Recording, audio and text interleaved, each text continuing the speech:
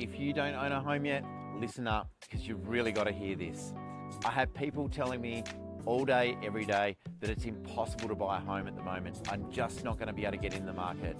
But I meet people every day that have actually achieved it and have done the things they need to do to get to that position where they're able to buy a home. It's not easy, I'll give you that. But there are things that you can do to help your chances to get in. And if you do it, it's really going to benefit you. It's going to make you financially secure for the rest of your life. It's going to give you options. It means it's going to give you the equity that you can put a roof over your kids' heads, you're out of a rental, you're not in the rent race, and it's going to benefit you from a financial security position for the rest of your life. So here's 3 things you can do. Number 1, you've got to reduce your costs. There's so much marketing out there. There's apps like Sportsbet, there's online shopping, there's Uber Eats, there's all these things that are trying to drag your money out of your bank account, and you've got to put a stop to it.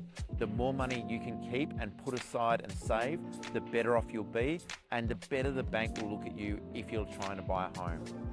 The second thing you need to do is make sure that you're reducing your costs. You can move back in with your parents, you can live in a share house, you can do some of these things that can actually reduce the amount you're spending to live week to week.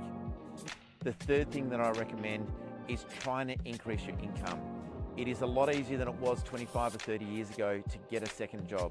You can drive an Uber, you can have an online side hustle, you can do other things to generate some more money, and whilst you're young and you've got no kids and no commitments, it's a great opportunity where you can work 12 or 14 hours a day to make sure you're maximising the amount of money you're bringing in to put towards that home deposit. On top of that, there's a lot of nice government schemes to help you get into the market. First home buyer grants, home deposit guarantees.